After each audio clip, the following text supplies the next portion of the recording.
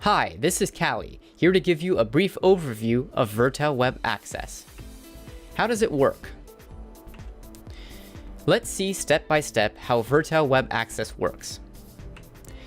3270 applications, such as CICS, IMS, and TSO, have a screen-based user interface. Screens are served to users via VTAM SNA connections. Virtel Web Access, which runs as a started task on the mainframe, behaves as a regular VTAM terminal.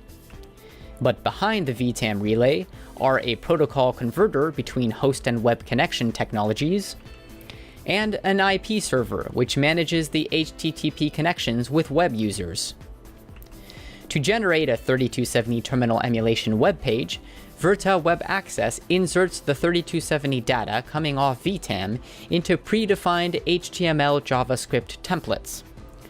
The Virtel scenario and template shown below on this diagram guide the transformation process. They are what makes Virtel Web Access behave as a 3270 terminal emulator.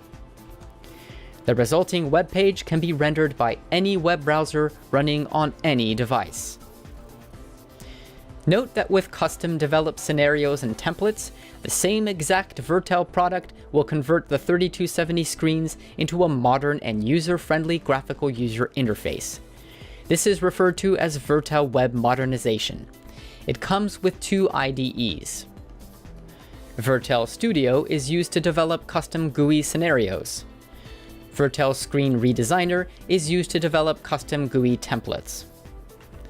Then again, with custom-developed scenarios and templates, Virtel will leverage the screen interface to create interactive bidirectional connections between web and host applications, typically web, email, or message services.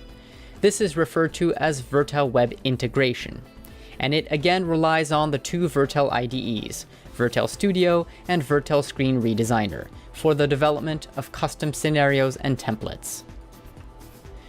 Thank you for watching this video.